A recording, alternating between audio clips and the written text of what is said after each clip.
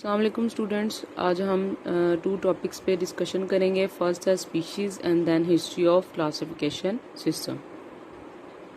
First of all species जो है वो एक बेसिक यूनिट है क्लासिफिकेशन का, यानी क्लासिफिकेशन जब आपने करनी होती है तो वो स्पीशी के बगैर नामुकम्मल होती है।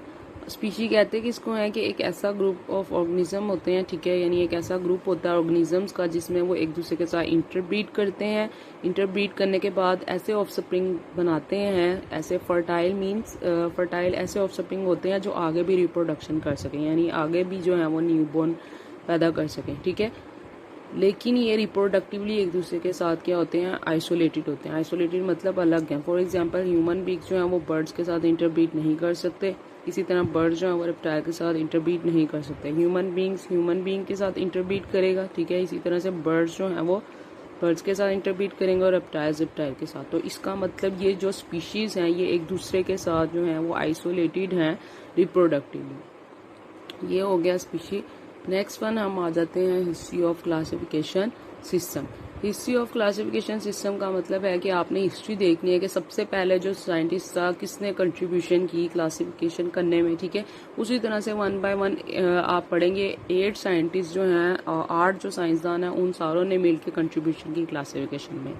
फर्स्ट ऑफ ऑल जो है वो है अरिस्टोटल ने क्या किया था, लिविंग ऑर्गेनिजम्स को क्लासिफाई किया 2 ग्रुप्स में। 2 ग्रुप्स कौन कौन से, प्लांटी और एनिमेलिया, ठीक है। यानी सिर्फ इसने जितने भी दुनिया में जानदार थे, चाहे पौधे थे या फिर जानवर थे, ठीक है, जानदार थे, उन सारों को 2 ग्रुप्स में बता दिया कि ये 2 ग्रुप्स हैं, उसमें रख दिया।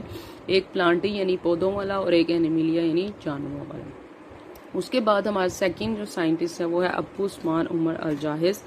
इसने क्या किया था, 250 स्पीशीज जो है एनिमल की उनको डिस्क्राइब किया था एक बुक में, यानी हर एक 250 स्पीशीज जितनी भी थी एनिमल्स की उनको अलग से उनकी तफसील बताई कि इस तरह से ये इनका बिहेवियर है, ये किस तरह से रिप्रोड्यूस करते हैं या फिर ये रिप्रोडक्शन किस तरह से करते हैं। उसके बाद थर्ड वन है इब्ने रुश्द।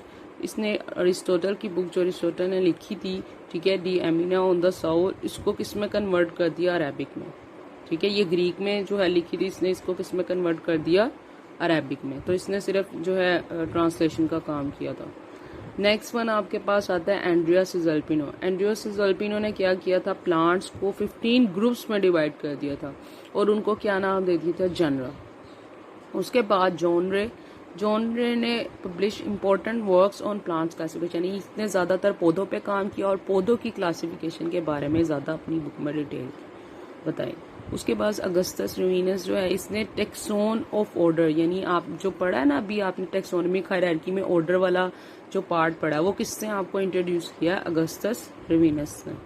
इसी तरह से जो जीनस वाला था वो किसने इंट्रोड्यूस किया, एंड्रिया सिज़ल्पिनो ने।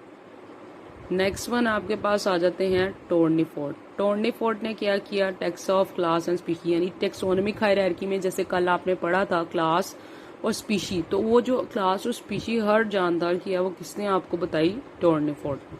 इसके बाद कार्लस लीनियस ने क्या किया था, group species according to similar physical characteristics, यानी फिजिकल मतलब जो बैरूनी आपको करेक्टरिस्टिक्स नजर आ रहे हैं, खासी खसूसियात नज़र आ रही हैं, उसकी बेस पे उसने जो है ऑर्गेनिजम्स को क्या कर दिया, क्लासिफाई कर दिया। तो ये कार्लस लीनियस जो है ये बहुत ज़्यादा इम्पोर्टेंट जो है, इसने पार्ट प्ले किया था क्लासिफिकेशन में, ठीक है, सबसे ज़्यादा। और इसी ने साइंटिफिक नेम्स भी जो है डिफरेंट ऑर्गेनिजम्स को इसी ने दिए थे, ठीक है। तो ये हिस्ट्री हो गई कंप्लीट। 8 साइंटिस्ट थे, 8 साइंटिस्ट की कंट्रीब्यूशन से आपने टेक्सोनमिक हायरार्की भी बनाई और क्लासिफिकेशन सिस्टम भी बनाया। आज का टॉपिक यहीं तक था। इससे रिलेटेड कोई भी क्वेश्चन है तो वो मुझसे आप पूछ लो। अल्लाह हाफ़िज़।